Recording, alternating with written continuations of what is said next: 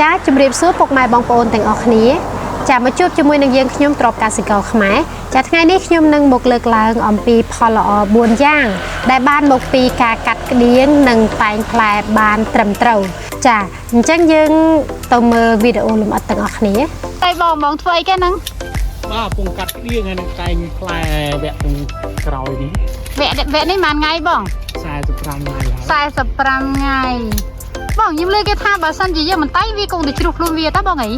ហ្នឹងហើយវាជ្រុះខ្លួនវាតែមុនវាជ្រុះវាទៅដៅចំណៃគ្នាស៊ីអូអញ្ចឹងបើអត់តែងបានអត់តែងក៏បានតែបើការធំធាត់រៀងយឺតចាហ្នឹងហើយអញ្ចឹងការធំធាត់យឺតវាធ្វើឲ្យមានការនឹងអាក់នៃការលូតលាស់ផ្លែយើងចាអញ្ចឹងយើងគិតថាតរ៉េនបើថាយើងតែងលឿនណាចាតែងលឿនធំលឿនចា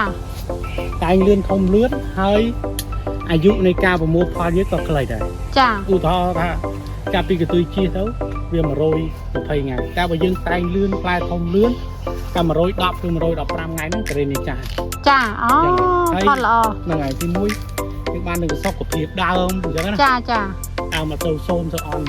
អូហើយផ្លែក៏វាអត់ទៅខូចដែរចាតែបើថាយើងទុកទៅច្រើនវាជំរុះខ្លួនវាតែផ្លែធំយឺតផ្លែតាណាវាអត់ស្អាតតែវាស្ដវាអីចឹងទៅអញ្ចឹងបងប្អូនកសិករគួរប្រុងប្រយ័ត្នហើយនឹងហ៊ានលះបង់តែសម្រាប់ចិត្តហ៊ានចិត្តដាច់អាចនឹងការតែងផងលះចិត្តឲ្យលះបន្តិចហ្នឹងហើយបើយើងបានតែងដោយតែបងបញ្ជាក់បាញ់មិញអញ្ចឹងដោយបងបញ្យល់អញ្ចឹងយើងបានតែងយើងបានសម្រេចចិត្តថាគួរទុកផ្លែណាគួរចោលផ្លែណាតែបើទុកឲ្យវាជ្រុះតាមដំណើរចិត្តវាជ្រុះតប៉ាត់តប៉ាយពេញតំណែងឯងអញ្ចឹងវាយើងអត់បានទំហំតំបានសាយដែលតាមស្តង់ដារដែលយើងត្រូវការទេដូចប៉ុណ្ណេះវ័យវាចិត្តខុសនេះអានេះបងគេមកទីចាហ្នឹងអានេះតមកបងប្អូនអានេះវាច្រើនអញ្ចឹងវានៅមានការជំរុះទៀតណា45ថ្ងៃអញ្ចឹងនៅសល់15ថ្ងៃទៀតគឺយើងលេងបារម្ភណាបងណាអញ្ចឹងផុតចាប់ពី60ថ្ងៃទៅ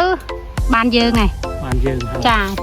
តែយើងអាចនៅមានហានិភ័យបន្តទៀតខ្លាចខ្យល់ជុះខ្លាចអូចាអាហ្នឹងវាជាកត្តាធម្មជាតិទេអត់មានអ្នកណាទប់ស្កាត់បានទេចាបន្ទាប់ពីបានស្ដាប់នៅការពន្យល់វែងញែករបស់អ្នកជំនាញបច្ចេកទេសរបស់យើងហើយចានៅចុងវីដេអូនេះខ្ញុំក៏សូមសរុបខ្លីៗមកវិញអំពីផលល្អ4ចំណុចនៃការកាត់ក្តៀងនិងតែងផ្លែឲ្យបានល្អចាទី1សុខភាពដើមល្អចាទី2ពង្លឿនការលូតលាស់ផ្លែឲ្យបានធំលឿនចាទី3ទម្រង់ផ្លែល្អចានិងទី4ហ្នឹងគឺឆាប់ទុំឆាប់ចាស់ឆាប់ទុំចាបន្ទាប់ពីបានដឹងនៅចំណុចល្អ4យ៉ាង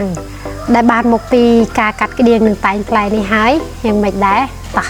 ចាំអីទៀតបិទទូរស័ព្ទហើយទៅអនុវត្តទាំងអស់គ្នាចាសម្រាប់វីដេអូនេះក៏ឈានមកដល់ទីបញ្ចប់ហើយនេះខ្ញុំក៏សូមអរគុណសម្រាប់ការតាមដានទស្សនាតាំងពីដើមរហូតដល់ចប់វីដេអូចាហើយសង្ឃឹមថាអ្នកទាំងអស់គ្នានឹងចូលចិត្តនៅវីដេអូនេះនឹងជួយចុចតាមដានបន្តទៀតដើម្បីទទួលបាននូវវីដេអូថ្មីៗសម្រាប់អ្នកទាំងអស់គ្នាចាអរគុណជម្រាបលា